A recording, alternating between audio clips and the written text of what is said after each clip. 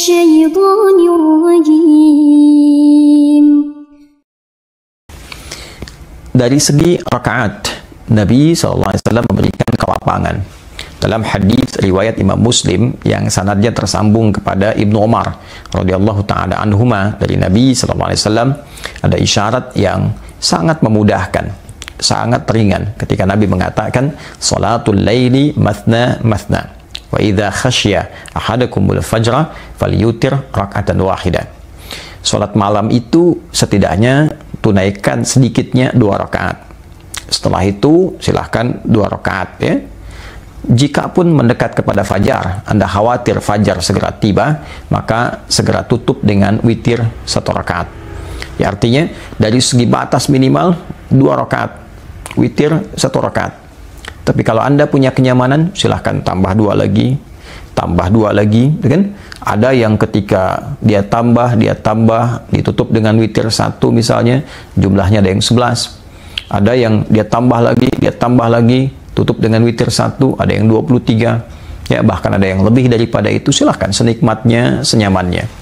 Nah, tapi proses kuantitas peningkatan jumlah rakaat ini tujuannya apa? Kan? Apakah sekedar kita menambah rakaat? Apakah tujuannya adalah menghimpun banyaknya bacaan Al-Quran ya, yang kita hadirkan? Karena dulu sahabat itu motivasi menambah rakaat untuk mengumpulkan setidaknya dugaan jumlah rakaatnya Nabi, panjang bacaannya Nabi. Jadi kalau kemudian dikumpulkan 1 rakaatnya misal gitu kan, misal saja Nabi itu 100 ayat misalnya kan, maka kalau kita tidak sanggup tunaikan dalam sekali 100 ayat, dipecah tuh ya menjadi 2 rakaat, dipecah lagi menjadi sekian rakaat. Motivasinya apa? Setidaknya penjumlahan banyaknya rakaat ini harapannya ingin meneladani banyaknya ayat yang dibacakan dulu oleh Nabi Sallallahu Alaihi Wasallam. Nah, ada bagian kedua yang sangat menarik. Ini Nabi ini panjang, ingin menunjukkan bacanya mesti panjang, atau ada kenikmatan di balik bacaan itu sehingga saking nikmatnya tak terasa panjang bacaannya, kan? Sehingga dalam hadis riwayat Al-Bukhari, ketika Sayyidah Aisyah radhiyallahu taala anha ditanya oleh sekelompok sahabat tentang bagaimana keadaan sholat malamnya Nabi, beliau sampai menegaskan la tas'al an husnihinna wa tulihinna. Atau kama qalat, ada baiknya tidak ditanya tentang bagus dan panjangnya itu bacaan Nabi dalam sholatnya, gerakan Nabi seperti apa, karena sulit ya untuk diikuti, sulit untuk disaingi. Ya, kalau kita ingin mengikuti tata cara yang baik dan benar, itu bisa kita lakukan. Tapi kalau ingin persis seperti Nabi, nah itu maksudnya, ya, tidak mudah untuk dilakukan. Nah, ketika ada sebagian yang penasaran, ternyata diikuti panjang bacaannya. Ya, ternyata begitu nikmat Nabi itu. Nah, ini poinnya bisa dibaca pada 2 bagian. Apakah panjang dari bacaannya, ataukah kenikmatan dalam menikmati sholatnya.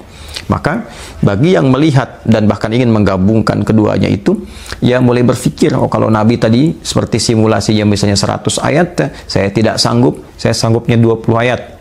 Ya, maka dia bagi 100 dibagi sekian rakaat, sehingga setidaknya ingin mendekati jumlah bacaan yang dibacakan Nabi Sallallahu Alaihi Wasallam. Tapi juga ada yang coba mengambil titik tengahnya, oh kenikmatannya, kenyamanannya.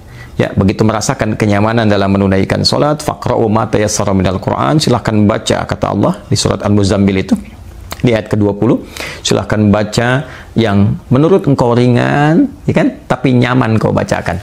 Ya, ma tayassara minal Qur'an, yang paling ringan, yang kau bisa bacakan, tapi dengan itu engkau merasakan kenyamanan untuk rohmu, ya kan? Untuk spiritualitasmu, untuk jiwamu, sehingga engkau terkoneksi dengan Allah secara baik, secara utuh. Nah, maka dari sudut pandang ini diajarkan pula kita bagaimana kita bisa menikmati sholat malam ini dengan enak, dengan nyaman. Maka ditunjukkan dalam berbagai riwayat Nabi SAW setiap jeda selesai salam, misal pada 2 rakaat yang pertama, beliau jeda dulu, rehat sejenak, mengajarkan doa. Bahkan Sayyidah Aisyah radhiyallahu taala anha ditalkinkan satu doa oleh Nabi SAW. Kata Nabi, quli, kalau engkau merasakan kenikmatan sholat itu, merasakan seakan itu malam Al-Qadar, kan? Di malam-malam Ramadan, maka katakanlah, bacakanlah, Allahumma innaka afuwun tuhibbul afwa fa'fu anni. Duhai Allah, sungguh Engkau adalah zat Tuhan yang maha pemaaf, maha pengampun, dan mencintai segala sifat ampunan, pemaafan.